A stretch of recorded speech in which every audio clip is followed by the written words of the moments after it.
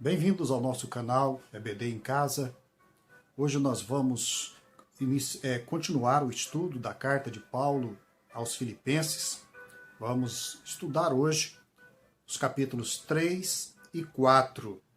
Esta carta que tem trazido tantas lições preciosas e que tem nos ajudado a entender esta profundidade da vida cristã, que envolve o entendimento, que envolve as emoções, e que nos ajuda a ver um pouco mais do apóstolo Paulo na sua intimidade, naquilo que ele experimentou e como que ele trabalhava essas experiências, memórias e muitas vezes perseguições na experiência cristã, e como que ele traduz isso como sendo um momento especial na vida, de poder contribuir com o seu sofrimento para a expansão do Evangelho de Jesus Cristo.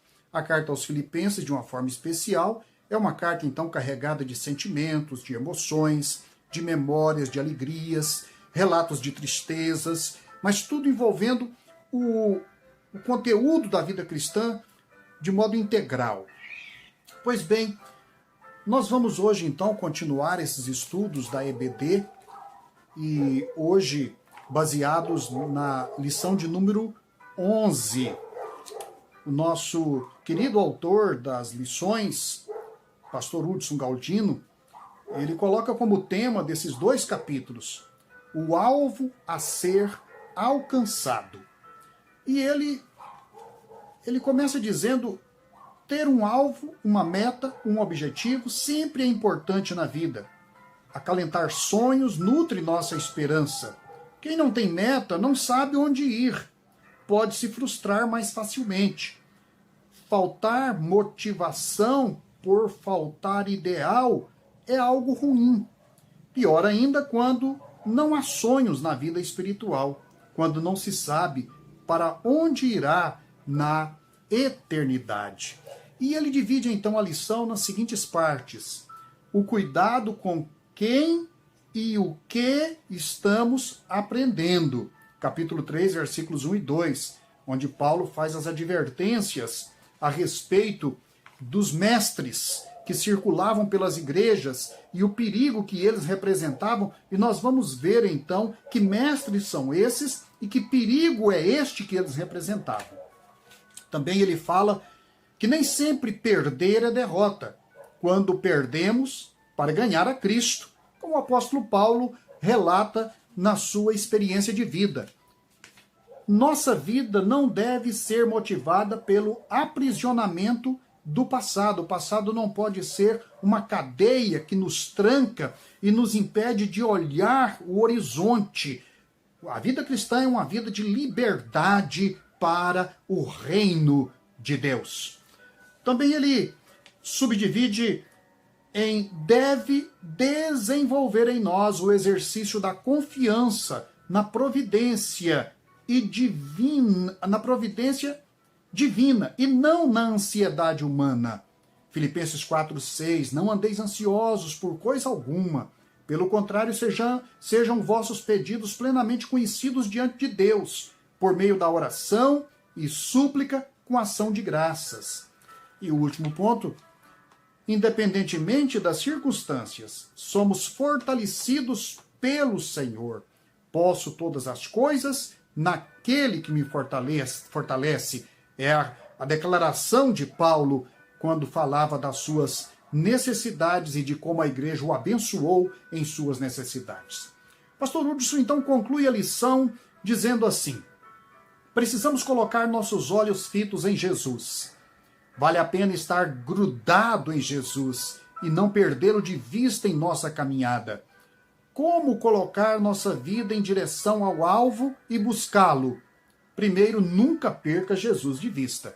Nada pode ofuscar Jesus de seus olhos. Segundo, cuidado, muito cuidado mesmo, com quem e o que você tem aprendido. Não seja ingênuo na vida espiritual. Seja simples, mas criterioso. Terceiro, não deixe o passado conduzir você. Não se prenda ao saudosismo. Quem olha para trás, para se lembrar, não avança. Para se lamentar, não avança. aprenda a confiar em Deus, que é o antídoto contra a ansiedade. Que pontos tão simples e edificantes. E eu gostaria então de dar a contribuição agora ao estudo destes 2 capítulos, finais da carta aos Filipenses. Vamos procurar compreender com um pouco mais de exegese e um pouco mais de estudo do texto no seu contexto, o contexto especialmente das razões que levaram Paulo a escrever esta carta, para que nós possamos então aprender da palavra, deixar a palavra se abrir diante de nós. Pois bem, este é um tempo então que Paulo está na prisão. Nós já vimos isto. Paulo está preso, ele recebe os cuidados da igreja de Filipos, ele está com Epafrodito, Epafrodito adoece mortalmente, Deus, em sua misericórdia, ele restaura Epafrodito, e Paulo então o envia adiante com uma carta de gratidão para demonstrar como ele estava satisfeito pelas bênçãos recebidas e das doações que os filipenses lhe encaminharam através de Epafrodito. E ele então envia Epafrodito com a intenção de depois enviar Timóteo para cuidar de perto daquele rebanho. Pois bem, o tema desses 2 últimos capítulos de Filipenses, na verdade metade da carta, são na verdade temas. É um tipo de mosaico pastoral. Aqui o apóstolo Paulo vai olhar para a igreja no seu todo e vai então tratar de temas que são edificantes, próprios para a igreja dos filipenses. Podíamos pensar então que esta é a hora do gabinete pastoral com o apóstolo Paulo. E Paulo vê aqui, nesse restante da epístola, ele vê algumas coisas que ele quer então pontuar e dar orientação para a igreja querida dos filipenses. Ele, por exemplo, vai falar dos inimigos do cristianismo, no capítulo 3, versículos 1 e 2 e versículos 17 e 19. Ele vai também mostrar a coerência e a força do seu caráter como apóstolo do Senhor Jesus Cristo, no capítulo 3, versículos 1, parte B, até o capítulo 4, versículo 1, e ainda sem deixar de fora os versículos de 2 a 17 do também capítulo 4. Então é um longo trecho em que Paulo vai falar da sua auto-identidade, da sua compreensão do seu papel no Evangelho, do que o passado lhe fez, de como ele enfrentava as lutas, de como ele aprendeu a viver a vida na sua simplicidade por amor a Jesus Cristo. Nós vamos também ver aqui como deve ser o apacentamento de um rebanho. Paulo vai tratar da questão, então, do relacionamento de Evódia e Sintique, mostrando que o apacentar das ovelhas é um apacentar para a reconciliação. Os conflitos, eles precisam de ser enfrentados com o objetivo de trazer paz para o seio do rebanho. E por último, aquele cultivo de emoções e sentimentos inspirados em Cristo Jesus, que formam então o conteúdo da vida espiritual, a inteireza do ser cristão e o contentamento que a fé traz no meio das tribulações. Pois bem, olhando a carta de uma forma geral, nós vamos ver que há um contraste intenso entre as condições reais do apóstolo Paulo, ele está em prisão, e a sua alegria interior revelada nesta carta aos Filipenses. Havia algo em Paulo que superava essas contradições humanas e as condições reais de sofrimento e limitação de ir e vir por causa da prisão, humilhação que a ele foram impostas. Qual seria o segredo pessoal do apóstolo Paulo? O que a fé tem a ver com isto? Onde a fé vai fazer a diferença nestes momentos de tribulação? A experiência de Paulo estava alimentada, nutrida na sua comunhão espiritual com Cristo. Cristo era a fonte de nutrição para a sua vida espiritual. A fé iluminava o seu coração e a sua alma para ver somente a Jesus e a este crucificado pelos nossos e pelos seus pecados, e Cristo vivo eternamente na glória de Deus Pai. Paulo vivia em Cristo, na graça e poder de Cristo em sua vida. A minha graça te basta. É o que Paulo vai dizer na sua segunda carta aos Coríntios, capítulo 12, versículo 9. E esta divisa de Paulo era o seu emblema. Para ele, a graça do Senhor Jesus Cristo lhe bastava. Como João, que teria suas mais gloriosas visões na ilha de Patmos, Paulo escreveu suas mais belas páginas nas prisões, em Éfeso, em Cesareia, em Roma. Na prisão, sua reflexão aprimorou, seus sentimentos se aprofundaram, suas convicções se concentraram no essencial e o seu amor e gratidão transbordaram. Cristo, Cristo, somente Cristo era o assunto dos seus dias e de suas noites. Mas como era o cristianismo nos dias apostólicos? Se nós vemos Paulo citar tantos líderes e tentar resguardar a igreja de Filipos de tantas ameaças, como era a constituição deste cristianismo? Quem exercia a liderança e quais eram os principais centros de aglomeração cristã? Haviam divisões internas?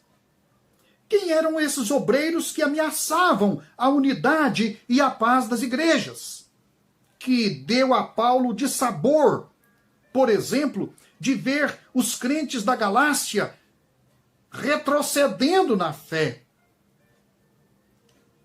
Quando levantamos essas perguntas, queremos entender os conflitos e o ambiente religioso e teológico da segunda metade do primeiro século, ao nascer da igreja e da obra missionária. Os discípulos de Jesus Cristo haviam, naqueles dias, recebido o nobre nome de cristãos lá em Antioquia da Síria.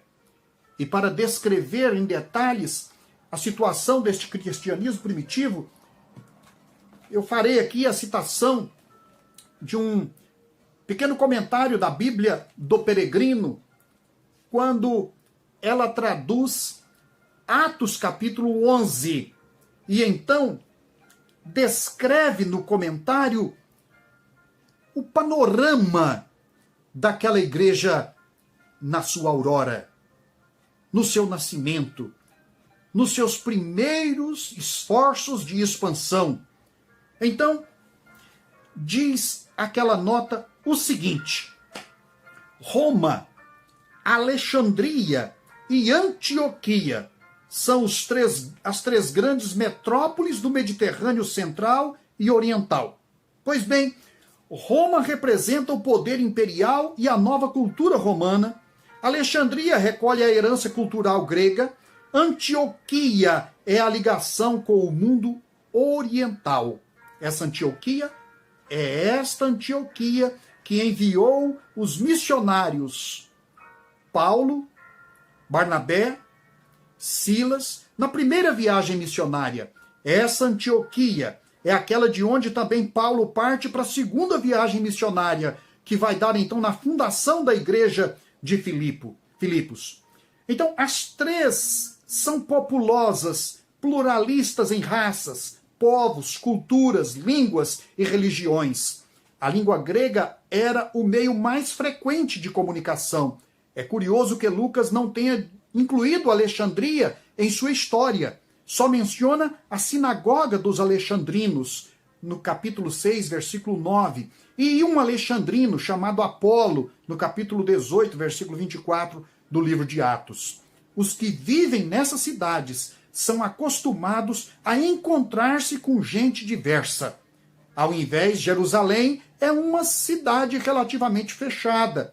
Antioquia tinha sido a capital seleucida das lutas dos judeus macabeus. Já então, tinha favorecido os contatos e provocado tensões entre o judaísmo e a cultura grega.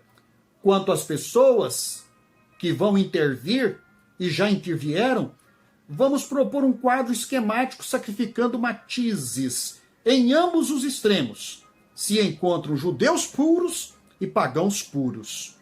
Entre os judeus se destaca o grupo fechado e hostil à nova seita dos nazarenos, que tanto trabalho este grupo deu para a expansão do evangelho. Eles eram contrários à seita dos nazarenos. Na primeira etapa, Paulo era desse grupo. E os tolerantes, representados na figura de Gamaliel.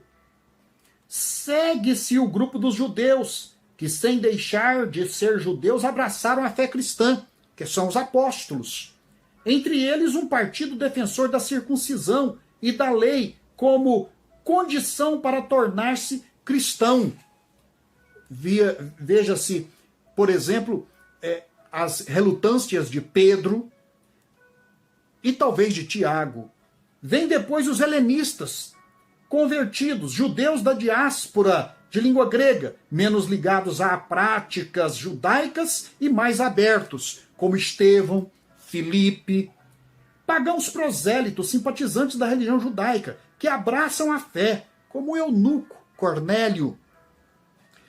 Pagãos sem relação com o judaísmo, que passam diretamente a frequentar a fé cristã.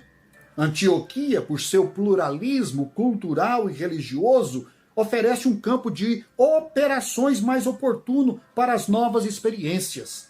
Gerada pela Igreja de Jerusalém, converte-se logo no grande centro de irradiação da Igreja, como nós sabemos já desde o capítulo 11 de Atos.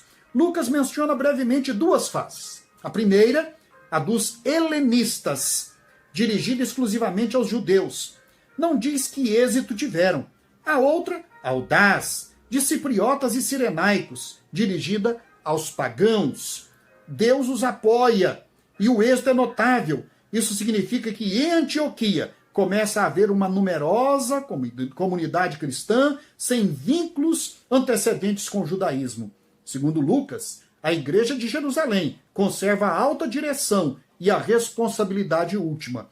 Ante a nova situação, tem de tomar partido, informando-se e agindo. Veja o Concílio de Jerusalém. Aqui o narrador introduz dois personagens que já apareceram no livro, referindo-se ao capítulo 11 de Atos, Barnabé e Saulo. O primeiro, embora cipriota, helenista, não pertence ao grupo de Estevão, mas colaborou com os apóstolos. Foi um dos protagonistas na experiência da repartição dos bens lá em Atos capítulo 4. Parece uma pessoa apta para conduzir as relações entre Jerusalém e Antioquia. Por isso ele vai para Antioquia, sob a recomendação, sem dúvida, dos apóstolos. O texto o elogia sobriamente. No capítulo 11, verso 24, diz: homem bom, cheio de fé e do Espírito Santo. Esse era Barnabé. Dotes que lhe permitem apreciar e discernir os fatos e planejar para o futuro. O segundo personagem é Saulo, cujos dotes Barnabé parece conhecer ou intuir. Notemos que no começo é Barnabé quem dirige aquele rebanho, aquela comunidade, aquela explosão de evangelho em Antioquia da Síria. Sua colaboração durante um ano inteiro, em terreno privilegiado, deve ter incluído dois aspectos. O primeiro, a pregação direta do evangelho a grupos diversos e a elaboração de novas formas de pregação para os pagãos. Veja que nós estamos aqui ainda em Barnabé. O grupo dos fiéis recebe dos de fora um nome que é um símbolo daí por diante. O conteúdo judaico chamado Messias, ungido, é traduzido livremente para o grego com o particípio passivo da língua Christos. E os romanos lhe acrescentam então um sufixo latino que adjetiva o nome, e eles então passam a ser chamados de cristianos, ou cristão. Termino a nota da Bíblia de Jerusalém, que nos dá então da Bíblia do Peregrino, que nos dá então um panorama deste histórico da igreja primitiva e dos grupos que vão se formando e dos centros de importância da expansão do cristianismo pelo vasto Império Romano e nesta cultura grego-romana. Pois bem, tudo era tão recente e explosivo. Os líderes foram os apóstolos Tiago, irmão do Senhor, Judas, Tadeu, Judas, irmão do Senhor, o eunuco da Etiópia, Barnabé, Paulo, Apolo, Maria, mãe de Jesus, João. E, em conflito, estavam os chamados judaizantes, com os centenas de fariseus, escribas, sacerdotes, líderes de sinagogas por toda a Judéia, Síria, Ásia, Roma, Alexandria, norte da África, a Ásia, onde o evangelho já havia chegado.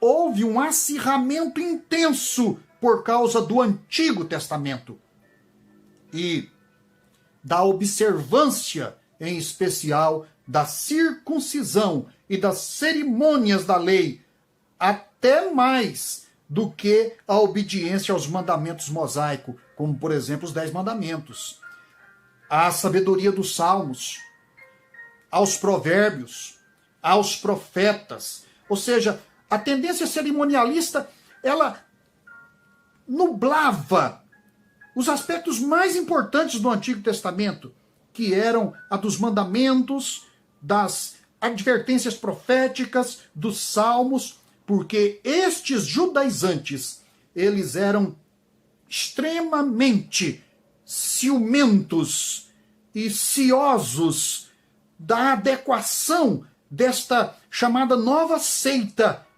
aos rudimentos do judaísmo. Eles queriam colocar o vinho novo dentro de odres velhos, como já havia dito Jesus Cristo. O conflito era claramente sobre poder. Poder religioso e disputa para dominar os novos convertidos e liderar as novas comunidades de fé que se formavam. Assim como os judeus formaram as sinagogas por todo o mundo conhecido, não só do Império Romano, mas da antiga Babilônia, pelo Egito, norte da África. Agora eles queriam o controle também das novas comunidades cristãs. Paulo percebeu isso muito melhor que Pedro ou qualquer apóstolo do grupo dos 12. Paulo via o fermento do pecado de dominação religiosa presente em tudo aquilo. Pois ele, Paulo, foi formado dentro da doutrinação judaica exatamente para praticar esta dominação religiosa. Foi homem de confiança do Sinédrio. Mas o caminho de Damasco mudou sua visão e mudou a sua vida no encontro com o Cristo ressurreto. Ele entendeu que um só podia dominar as consciências sob sua autoridade, o Messias, Cristo, o Senhor. Autoridade religiosa alguma está acima do Senhor e de sua palavra. Se credenciais religiosas dessem o direito de dominar e impor práticas religiosas, então Paulo, no capítulo 3, ele vai relatar as suas credenciais. E ele, mais do que ninguém, possuía credenciais todos aqueles judaístas, judaizantes que ameaçavam as igrejas. E nem por isso ele reivindicava direito algum de dominação sobre outros, exceto os advindos da autoridade com que Jesus lhe investiu e que lhe concedeu o apostolado aos gentios. Aqui ele exercia autoridade, não em nome próprio dele, mas em nome da autoridade do Senhor Jesus Cristo. Por isso Paulo exorta. Ele exorta aqui no capítulo 3, de forma incisiva: vigiai contra os cães, vigiai contra os obreiros maus, vigiai contra os mutiladores. Diz assim: acautelai-vos dos cães, acautelai-vos dos maus obreiros, acautelai-vos da falsa circuncisão, porque nós é que somos a circuncisão, nós que adoramos a Deus no Espírito e nos gloriamos em Cristo Jesus e não confiamos na carne. Ele disse: eu não me canso, não me desgosta, e é segurança para vós outros que eu escrevo estas mesmas coisas, as coisas que já escrevi aos Gálatas, escrevo agora a vocês de Filipos. Paulo faz estas três advertências, é uma tríplice advertência, um tríplice alerta sobre os perigos internos do cristianismo nascente. Veja que quando ele está falando sobre acautelar a respeito de cães, de maus obreiros e dos da falsa circuncisão, ele está falando das ameaças internas. As ameaças que vêm de dentro das fileiras do cristianismo nascente. Não havia um cânon das Escrituras. E a interpretação dependia tanto do caráter do intérprete.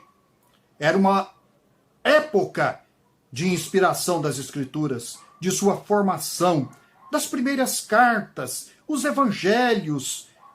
Até ali, o que os crentes tinham em termos de Novo Testamento eram os evangelhos ou as narrativas evangélicas, ainda em sua forma verbal, transmitidas oralmente pelos apóstolos, e a autoridade residia exatamente nestes apóstolos de Jesus Cristo e no apóstolo Paulo, que foi também chamado por Jesus para o apostolado. A primeira advertência de Paulo é contra os cães. Ele faz referência aqui quase certa ao Salmo 22, versículo 16, onde o Messias, o Cristo, clama ao Pai Celestial, pois que está cercado por uma matilha de cães que mostram seus dentes contra ele. Os cães agem a serviço de um domador que os envia a perseguir sua vítima. Cães era uma expressão pejorativa que os judeus aplicavam aos gentios, portanto aos filipenses também, e que Paulo agora verte contra eles, de um modo irônico. Quem são os cães na história?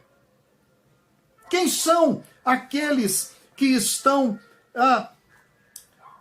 ameaçando o evangelho de Jesus Cristo? São os judaizantes, são os obreiros que estão buscando dominar a fé dos novos convertidos e fazê-los incluir ou incluir as regras do Antigo Testamento na nova fé. Os cães ameaçam, fazem muito barulho, atacam, fogem, rodeiam, ferem ovelhas e espalham o rebanho. Ao rondar o rebanho para fins proselitistas. Por isso Paulo os chama de cães. Em segundo lugar, Paulo faz a advertência contra os obreiros maliciosos. São os maus obreiros ou maus ministros que usam o nome de Jesus. A referência não é a obreiros simplesmente relapsos, de hábitos desagradáveis, obreiros simplesmente de desempenho baixo ou de ensino superficial. A referência aqui é para o obreiro de mau caráter, para aquelas outras habilidades e hábitos que eram, na verdade, atitudes que desqualificavam a pessoa para o ministério. O grego tinha outras palavras. E não esta palavra, mau obreiro, que Paulo emprega aqui. O mal é um qualitativo da maldade, da raiz de pecado, do exemplo de Satanás. Paulo adverte contra o obreiro, então, de mau caráter, de más intenções. É o lobo com vestes de cordeiro, que pratica injúrias contra os outros para se engrandecer e se gloriar. Como Paulo teve que enfrentar as injúrias destes maus obreiros, que tentavam desqualificar o seu ministério. Em terceiro, Paulo adverte contra os mutiladores. É interessante porque Valdir Luz, quando faz a tradução do Novo Testamento, ele não usa a expressão falsos ou falsa circuncisão. A questão não era simplesmente de uma circuncisão falsa, porque não havia uma circuncisão na carne, mas que fosse verdadeira.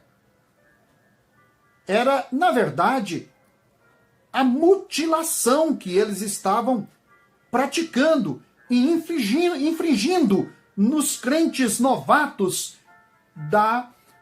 de Filipos, como fizeram na Galácia. Portanto, Paulo não fala aqui, quando utiliza a palavra mutilador, dos mestres da sinagoga judaica, mas de mestres judaizantes, que buscam o enquadramento dos novatos cristãos nas práticas do judaísmo e a obrigação da circuncisão para se considerar povo escolhido de Deus. Este discurso tem uma vantagem para os judaizantes. E daí a preocupação de Paulo com o perigo que este argumento representava, como ele era convincente para os novos crentes, porque ele entrava, fazia uma intersecção com o conjunto de argumentos que o próprio apóstolo Paulo utilizava. Se não vejamos, Paulo, ele sempre citava fatos anteriores ao Sinai para falar da graça, da fé. E então, o período anterior ao Sinai passou a ser um paradigma, um conjunto de tipos para a interpretação que Paulo faz das Escrituras e da apresentação da nova fé em Cristo Jesus. Paulo sempre citava o exemplo de Abraão e de sua fé. E Deus, olha só, não exigiu de Abraão que realizasse a circuncisão como marca da pureza da aliança de Deus com os descendentes de Abraão? Pois bem, eles sempre usavam a obrigação da circuncisão para desmoralizar o discurso de Paulo. Mas Paulo deu um novo significado à circuncisão. Seu sentido era espiritual. Basta a circuncisão do coração, diz Paulo. A circuncisão do coração é que agora é essencial. É preciso cortar o pecado e não a carne. Por isso os chama de mutiladores. porque a circuncisão que eles praticavam nada mais era do que uma mutilação da carne, sem nenhum efeito espiritual. Pois bem, o que era então esta verdadeira circuncisão? Paulo vai dizer, porque nós, verso 3 do capítulo 3, nós é que somos a circuncisão, nós os que adoramos a Deus em espírito e nos gloriamos em Cristo Jesus e não confiamos na carne, bem que eu poderia confiar também na carne. Se qualquer outro pensa que pode confiar na carne, eu ainda mais. Pois bem, Paulo ressignifica a circuncisão para que ela fosse útil ao Evangelho e à pregação do Evangelho de Jesus Cristo. E Paulo vai dizer que a circuncisão agora é esta. A verdadeira circuncisão é aquela dos que adoram a Deus em espírito. Ela é daqueles que se gloriam em Cristo Jesus. Ela é daqueles que não confiam nas marcas da carne para a sua salvação.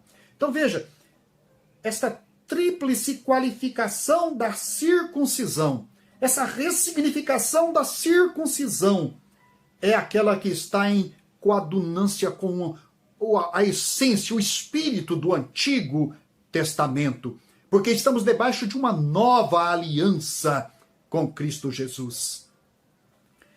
A salvação não veio por uma aliança de obras, mas o justo viverá da fé. Creu Abrão em Deus, e isso lhe foi imputado como justiça.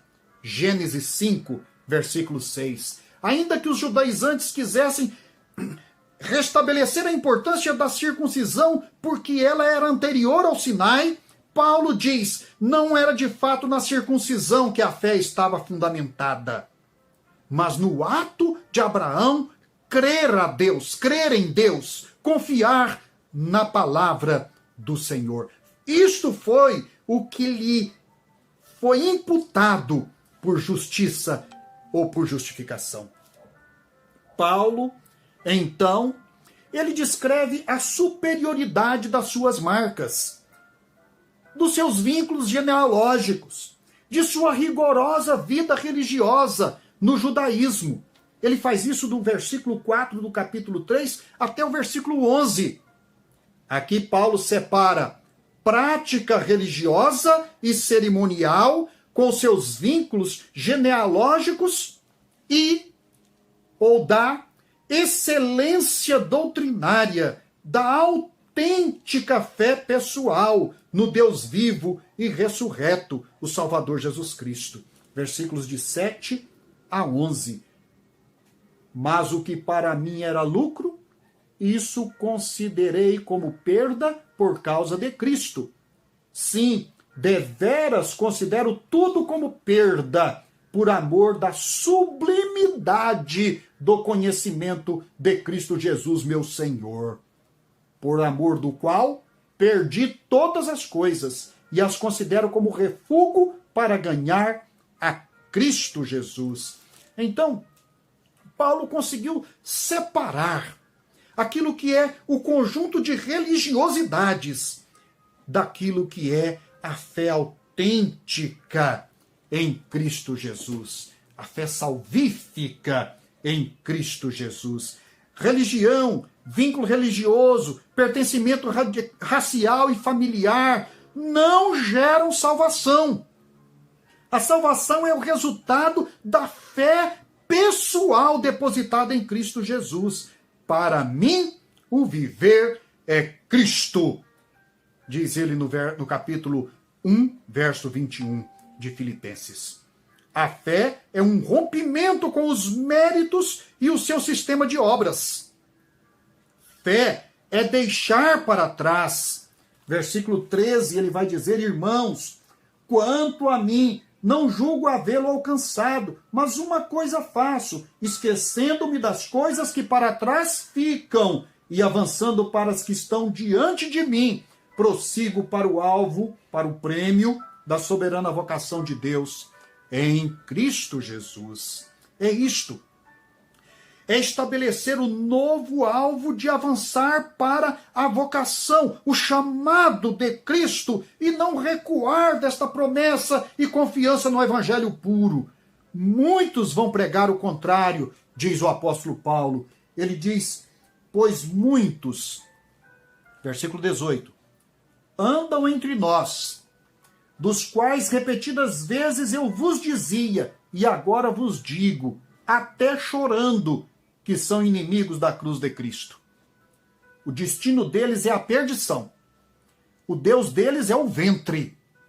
E a glória deles está na sua infâmia, visto que só se preocupam com as coisas terrenas, com os interesses pessoais ou institucionais deles. Ora, a salvação, portanto, é resultado de uma fé pessoal em Cristo Jesus. E Paulo dizia que muitos vão pregar o contrário disso, e ele até chorando dizia que eles são inimigos da cruz de Cristo, porque os méritos não estão lá na cruz de Cristo, os méritos estão naquilo que eles querem fazer e fazer os outros fazerem para adquirirem a honraria para si mesmos. Nosso alvo é alcançar a pátria celestial, não uma Jerusalém terrena, não uma Canaã terrena, mas a pátria celestial. O apóstolo Paulo vai dizer nos versículos 20 e 21 deste capítulo 3, terminando o capítulo, pois a nossa pátria está nos céus, de onde também aguardamos o Salvador, o Senhor Jesus Cristo, o qual transformará nosso corpo de humilhação para ser igual ao corpo de sua glória, segundo a eficácia do poder que ele tem de até subordinar a si todas as coisas. Portanto, meus irmãos, amados e muito saudosos, minha alegria e coroa, sim, amados, permanecei deste modo firmes no Senhor. Novamente vai Paulo falar aqui destes sentimentos maravilhosos que nós temos inspirados na obra do Senhor Jesus Cristo por nós na cruz do Calvário. E no capítulo 4, Paulo vai falar então do nosso alvo. Nosso alvo é alcançar uma pátria celestial, permanecei deste modo firmes no Senhor. E no capítulo 4, Paulo vai tomar por base então agora aquele hino cristológico lá do capítulo 2 para fazer o seu trabalho do ministério da reconciliação dentro do seio da liderança da igreja de Filipos e tomar então este paradigma do capítulo 2 como modelo cristológico para tratar da reconciliação entre Evódia e Sintique. Ele diz, rogo a Evódia e rogo a Sintique, pensem ou sintam concordemente no Senhor. Juntem-se no Senhor. Encontrem no Senhor o motivo da sua unidade e a força para a sua reconciliação. Em Cristo podemos superar as diferenças para sermos um só no Senhor.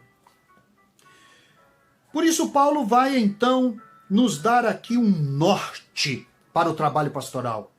Sua orientação é de um pastoreio para a reconciliação e a paz. Aqui no capítulo 4, versículos de 2 a 7, já lemos o versículo 2, o 3 ele vai então pedir ao amado companheiro de jugo, que pode ser Epafrodito, ou então algum outro líder da igreja, mas ao que tudo indica é Epafrodito, a ti, fiel companheiro de julgo, também peço que as auxilies, pois juntas se esforçaram comigo no evangelho, também com Clemente e com os demais cooperadores meus, cujos nomes se encontram no livro da vida. Ora, Paulo está aqui dando, então, um direcionamento para o evangelho, ministério do evangelho. Sua orientação é para um pastoreio de reconciliação. Todo pastoreio deve ter como meta a reconciliação entre irmãos, entre líderes e do homem com Deus. Cristo se entregou na cruz para ser reconciliador. Colossenses, capítulo 1, versículo 20, lemos assim: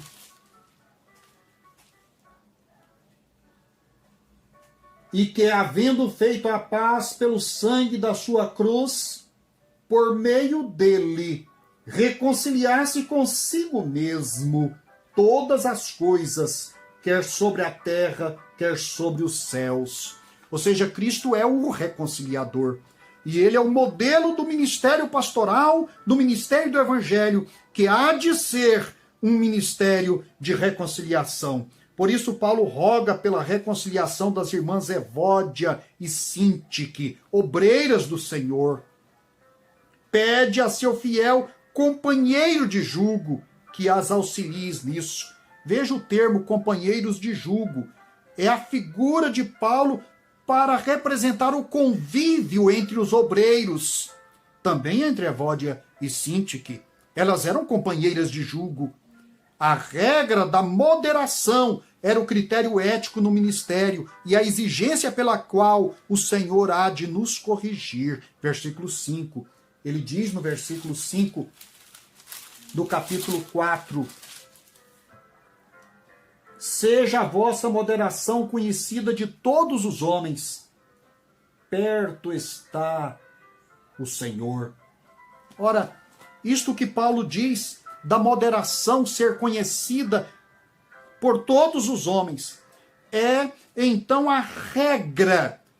A regra da moderação era o critério ético do ministério e a exigência sob a qual o Senhor haveria de nos corrigir, ou há de nos corrigir. Perto está o Senhor. Em outras palavras, próximo está a vinda do Senhor. Maranata era a exortação para que a consciência do ministro ou da ministra não se petrificasse. Consciência permanecesse viva, atenta, para não se desviar do alvo ou se deixar dominar por sentimentos inferiores ao que traz honra e traduz o modo digno de viver o Evangelho de Jesus. Por falar em sentimentos, Paulo então traz os conselhos para a frutuosa colheita dos sentimentos cristãos, no versículo 5 a 9. Estes são os afetos verdadeiros da fé cristã e do cristão. Diz o apóstolo Paulo, nos versículos de 5 a 9, seja a vossa moderação conhecida de todos os outros. Desculpa, verso 4. Alegrai-vos sempre no Senhor. Outra vez digo, alegrai-vos. Não andeis ansiosos de coisa alguma. Em tudo, porém, sejam conhecidas diante de Deus as vossas petições, pela oração e súplica, com ação de graças. E a paz de Deus, que excede todo o entendimento, guardará os vossos corações e a vossa mente, emoções e entendimento, em Cristo Jesus. Finalmente, irmãos, tudo que é verdadeiro, tudo que é respeitável, tudo que é justo, tudo que é puro, tudo que é amável, tudo que é de boa fama, se há alguma virtude e se há louvor nisso, seja isto o que ocupe o vosso ser, o vosso existir cristão, o vosso pensamento. O que também aprendestes e recebestes, e ouvistes e vistes em mim, isso praticai, sede meus imitadores, como eu sou de Cristo, e o Deus da paz será convosco. Veja que aqui Paulo fala em sentimentos. Paulo traz conselhos, então, para que o crente tenha uma colheita abundante de bons sentimentos, de afetos verdadeiros na fé cristã. Por fim, vem a perícope, ou trecho da carta, que seria de fato a parte do escrito paulino aos Filipenses que chegou com Epafrodito, os versículos de 10 a 20. Paulo era agraciado pelo bem que os filipenses lhe fizeram desde o primeiro dia. Versículos 10 a 15. E no versículo 15 ele diz: sabeis também vós, ó Filipenses, que no início do evangelho, quando parti da Macedônia, nenhuma igreja se associou comigo no tocante dar e receber. Mas foi diferente. Unicamente vocês foram diferentes. Vocês me ajudaram e me socorreram nas minhas necessidades. Está aqui, então, o momento quando Paulo vai expressar a sua gratidão. Ele se alegra e agradece sobremaneira. Veja esse advérbio, sobremaneira. Paulo se sentia pastoreado. Que maravilha quando o pastor se sente pastoreado pelo rebanho. Ele se sentia cuidado, cercado, abençoado pelos filipenses. Então, ele compartilha sua visão cristã do que ele aprendeu ao enfrentar as circunstâncias duras do ministério. Isso está aí a partir do versículo 11. Como Paulo compartilha seu aprendizado da vida cristã. Ele diz: digo-vos, não por causa da pobreza, porque aprendi a viver contente em toda e qualquer situação. Que coração, que mente, que sentimento o do apóstolo Paulo, que humildade, que resiliência. Ele aprendeu a viver contente em qualquer situação. Que lição para as nossas vidas.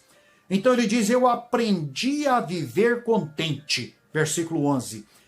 Ele também diz: eu aprendi a tirar as lições da experiência ou das experiências.